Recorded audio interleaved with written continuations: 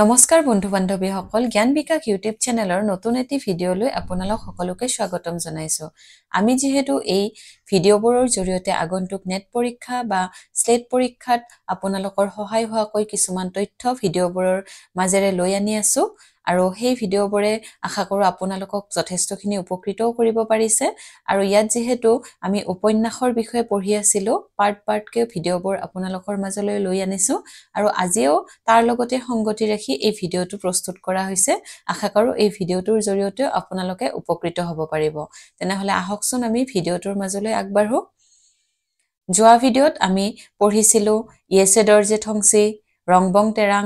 তেওঁলোকৰ বিষয়ে উপন্যাসৰ জগতখনত তেওঁলোকৰ অৱদান কি সেইবিলাক আমি পঢ়িছিলো। যোনে ভিডিঅ'টো চাইছে তেওঁলোকে বুজিব পাৰিছে আৰু এতিয়া আমি আজিৰ ভিডিঅ'টোত আমি আৰম্ভ কৰিম। ইয়াতে আছে প্ৰথমতে চাই যাব তিলোত্তমা মিশ্ৰৰ তেওঁৰ জন্ম চনটো আছে লোহিত সিন্ধু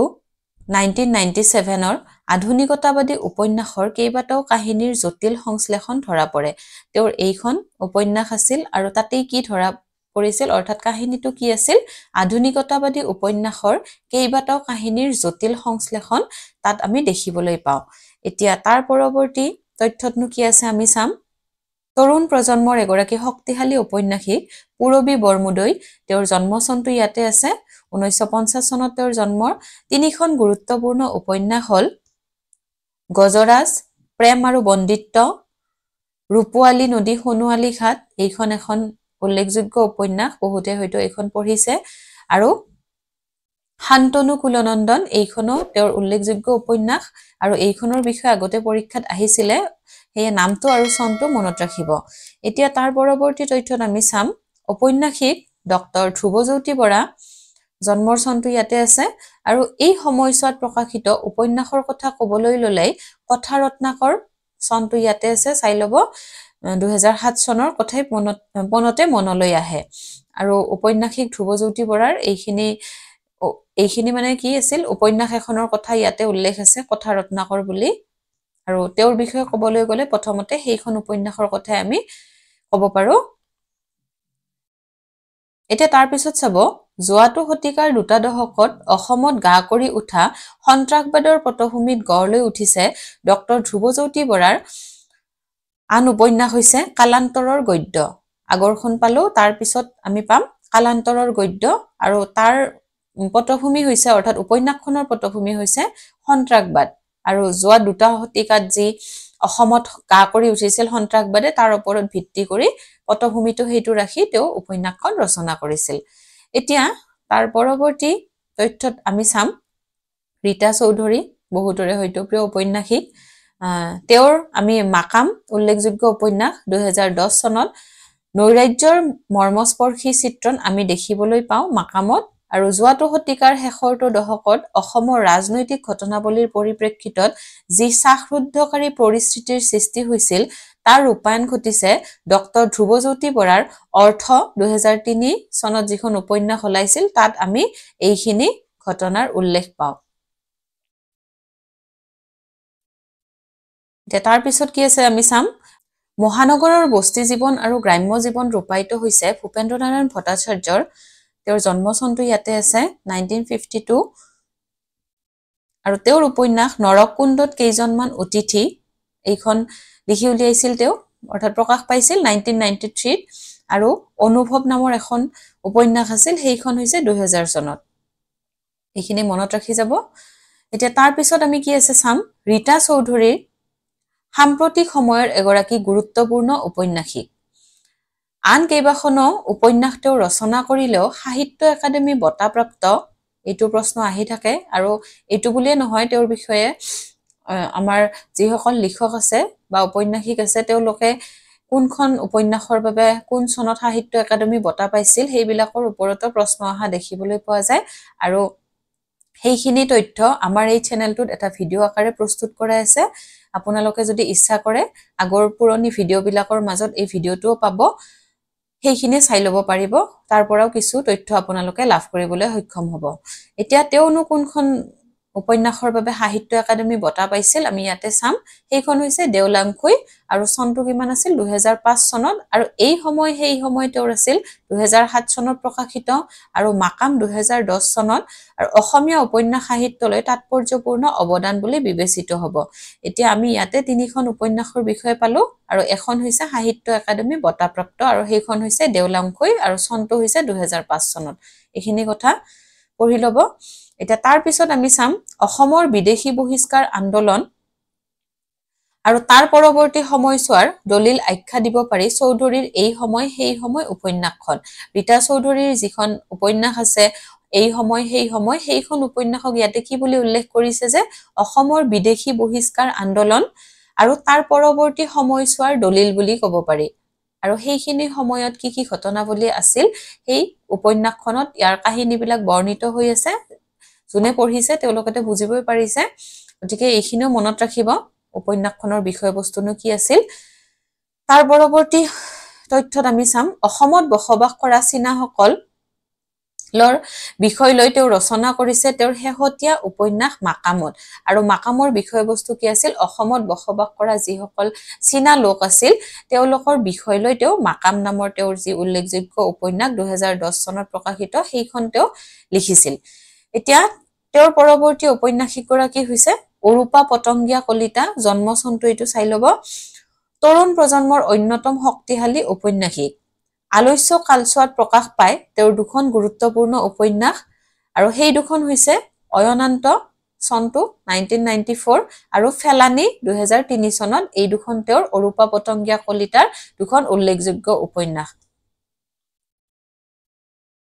তেওঁৰ আৰম্ভণি পৰ্যায়ৰ উপন্যাস মৃগনাভিৰ তুলনাত গাঁথনিগত দিশৰ ফালৰ পৰা এই উপন্যাস দুখন সুদৃঢ় ইয়াতে আৰু এটা আমি তথ্য পালো যে মৃগনাভখনো অৰূপা পতংগিয়া কলিতাৰে আৰু তাৰ পিছত অয়নান্ত আছে ফেলানি এই তিনিখন উপন্যাসৰ বিষয়ে ইয়াতে পালো আৰু তাত কি কৈছে যে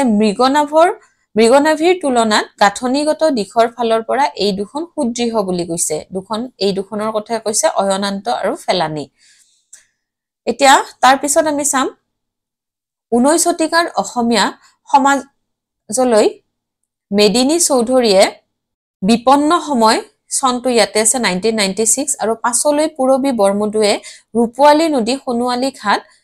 একে চন 1996ত লিখি উলিয়াইছিল এইখনৰ বিষয়ে প্ৰশ্নত আহি থাকে ৰূপোৱালী নদী সোণোৱালী ঘাট এখন উল্লেখযোগ্য উপন্যাস আৰু বিপন্ন সময়খনৰ কথা আৰু চনটো মনত ৰাখিব ইয়াতে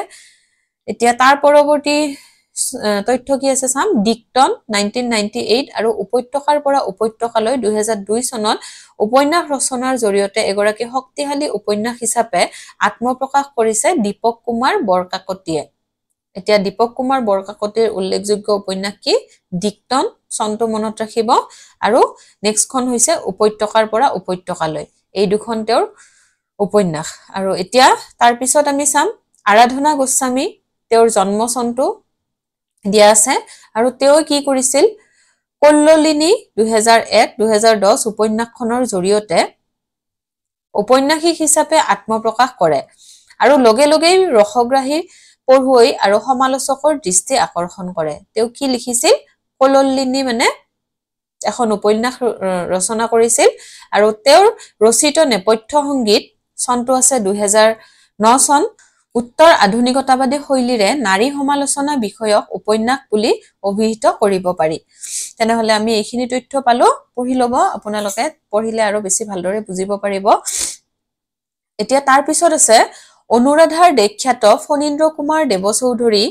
তেওঁৰ জন্ম চনটো এইটো আছে ভালেমান উপন্যাস ৰচনা কৰে আৰু ফণীন্দ্ৰ কুমাৰ দেৱচৌধুৰীৰ নামো বহুতেই শুনিছে আৰু তেওঁক কি বুলি কোৱা হয় অনুৰাধাৰ দেখ্যাত অৰ্থাৎ অনুৰাধাৰ দেশ তেওঁৰ এখন বিখ্যাত উপন্যাস আৰু তাৰে ভিতৰত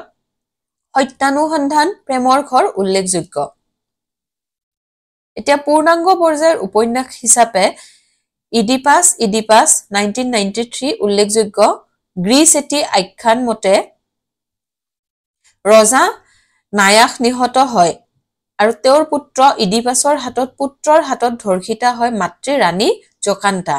এই আখ্যানকে আধুনিক ৰূপ প্ৰদান কৰিছে উপন্যাসিক দেৱচৌধুৰী আৰু ইয়াৰ বিষয়বস্তুটো ইয়াতে উল্লেখ আছে এইখিনি আপোনালোকে পঢ়ি চাব তাৰ পিছত আছে গল্পকাৰ দেৱব্ৰত দাস তেওঁৰ জন্ম চনটো ইয়াতে উল্লেখ কৰা আছে আৰু ধূসৰতাৰ কাব্য দেৱব্ৰত দাসৰ 2005ত একান্ত ব্যক্তিগত ঘটনা এটিৰ আকৰ্ষণীয় ৰূপায়ণৰ সমান্তৰালভাৱে আহিছে অসম তথা উত্তৰ পূৰ্বাঞ্চলৰ আৰ্থ সামাজিক ৰাজনৈতিক বিভিন্ন ঘটনাৱলী আৰু তেওঁৰ এই ধূসৰতাৰ কাব্যখন চনটো কিমান আছে মনত ৰাখিব আৰু কোনে লিখিছিল দেৱব্ৰত দাসে এতিয়া তাৰ পিছত আছে লীনা শৰ্মা 1962ৰ সূৰ্য উঠা দেশ তেওঁৰ উল্লেখযোগ্য উপন্যাস 2009 চনত প্ৰকাশিত এখন গুৰুত্বপূৰ্ণ উপন্যাস বহুতো বিপৰীতমুখী শত্ৰুৰ মাজত নিজস্ব সংস্কৃতি স্বাধীনতা জীৱন ৰক্ষাৰ অহৰহ সংগ্ৰাম চলাই যোৱা চট্টগ্ৰাম নিবাসী চাকমা নামৰ ক্ষুদ্ৰ অথচ সাহসী জাতিটোৰ কথাই এই উপন্যাসখনৰ উপজীব্য আৰু ইয়াতে উপন্যাসখনৰ নাম উল্লেখ থকাৰ উপৰিও তাৰ বিষয়বস্তু কিছু উল্লেখ আছে পাৰিলে সেইখিনিও আপোনালোকে চাই যাব কেতিয়াবা কিবা কামত লাগিও যাব পাৰে পৰীক্ষাত কি আহে আমি যেহেতু ক'ব নোৱাৰো এতিয়া তাৰ পিছত আমি চাম এই শতিকাৰ আৰম্ভণিতে আত্মপ্ৰকাশ কৰা মণিকুন্তলা ভট্টাচাৰ্যৰ জন্ম চনটো ইয়াতে দিয়া আছে কেইবাখনো উপন্যাস লিখি উলিয়ায় আৰু বহুতৰে প্ৰিয় ঔপন্যাসিক মণিকুন্তলা ভট্টাচাৰ্য আৰু তাৰেই ভিতৰত উল্লেখযোগ্য হ'ল বৰদোৱানী এখন উল্লেখযোগ্য উপন্যাস 2006 চনত প্ৰকাশ পাইছিল আৰু দেৱবালা 2009 চনত অৰ্থাৎ তাৰে 3 বছৰ পিছত এইখিনি কথাও মনত ৰাখিব তাৰ পিছৰ গৰাকী উপন্যাসও আমাৰ বহুতৰে প্ৰিয় উপন্যাসিক অনুৰাধা শৰ্মা পূজাৰী আৰু তেওঁৰ জন্ম হৈছিল চনটো দিয়া আছে 1964 তেওঁৰ প্ৰথমখন উপন্যাস হৃদয় এক বিজ্ঞাপন 1998 চনত প্ৰকাশিত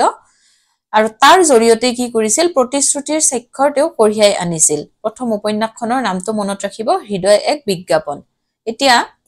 তেওঁৰ পাছৰ উপন্যাস সাহেবপুৰাৰ বৰষুণ 2003 চনত প্ৰকাশিত আৰু এইখনো এখন ভাল লগা